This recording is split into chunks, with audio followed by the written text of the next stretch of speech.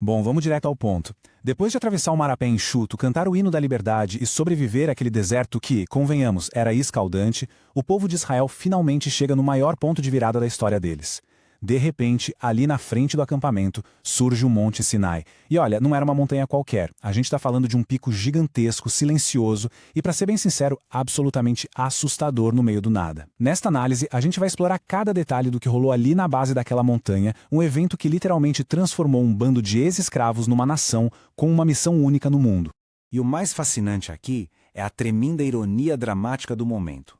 Eles chegaram e prometeram: faremos tudo o que o Senhor ordenar. Parece lindo na teoria, não é mesmo? Mas pensem bem, essas pessoas ainda carregavam as cicatrizes, os traumas e toda a mentalidade de séculos de escravidão lá no Egito. Fizeram uma promessa unânime e super ousada. Por fora, livres, com certeza, mas por dentro a história era outra. Ainda estavam engateando nessa coisa de viver como gente livre. Disseram sim gigante para um acordo monumental, que na real eles não faziam a menor ideia de como ia funcionar. O que nos leva à nossa primeira parte, a Montanha de Fogo. Para entender o peso disso tudo, a gente precisa olhar para o contexto. O Senhor não levou todo mundo para esse fim de mundo só para dar uma festa da liberdade política ou celebrar que fugiram do faraó. O buraco era bem mais embaixo. O objetivo era forjar uma identidade novinha em folha através de uma aliança inquebrável. Deus queria que eles fossem o seu povo especial. Então, nada de um encontro casual. Houve uma ordem para uma preparação rigorosíssima.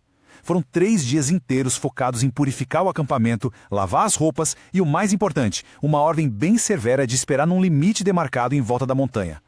Era terminantemente proibido tocar no Sinai, porque a presença divina estava prestes a descer ali. Imaginem o clima. Esse passo a passo metódico criou um suspense absurdo no acampamento. Ninguém sabia muito bem o que vinha pela frente.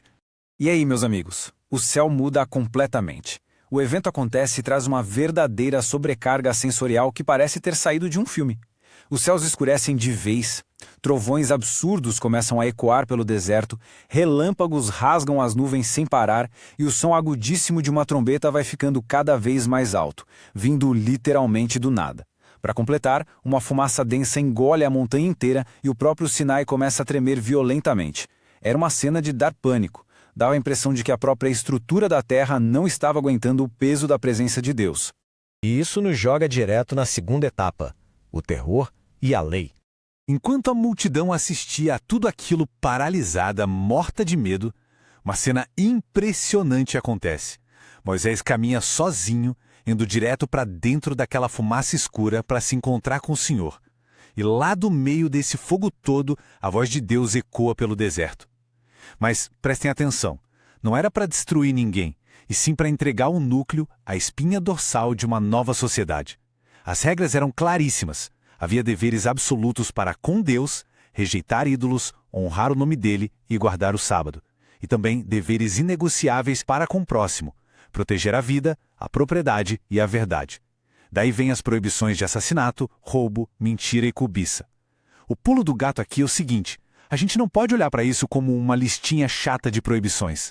Era, na verdade, o projeto arquitetônico de uma sociedade justa. Um verdadeiro manual de como um povo santo precisava viver, de um jeito radicalmente diferente das nações vizinhas.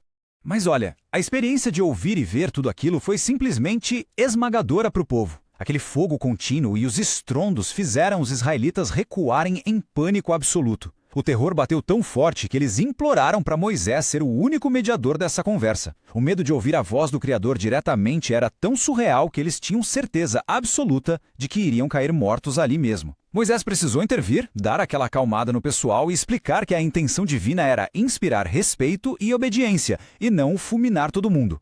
Seguindo em frente, vamos para a parte 3, além de simples regras.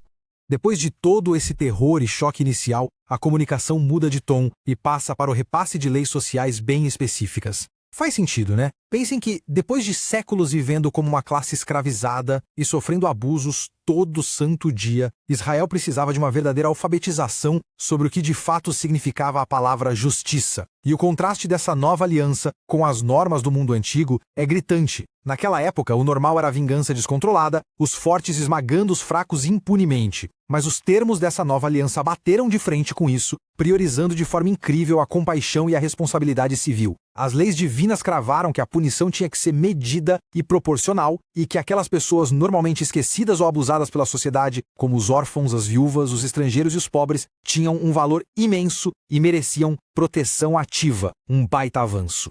E tem uma frase isolada no texto que revela o coração pulsante de tudo isso, uma empatia simplesmente profunda. Aquele exato mesmo Deus que ouviu o sofrimento e os gemidos dos escravos lá no Egito deixou um aviso bem claro para sua nova nação. Se eles oprimissem os vulneráveis, ele ouviria o clamor dessas novas vítimas também. Ou seja, a memória de ter sido escravo no Egito devia ser o combustível para nunca, jamais, repetir esse mesmo erro com os outros.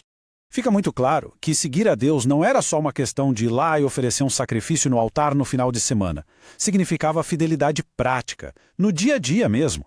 Imagina o impacto da coisa. A verdadeira espiritualidade passava por ser honesto nos negócios, não ficar espalhando mentiras, recusar absolutamente qualquer suborno, dar um tempo de descanso cíclico para a própria terra e até mesmo ter a fibra moral de ajudar um inimigo que estivesse precisando.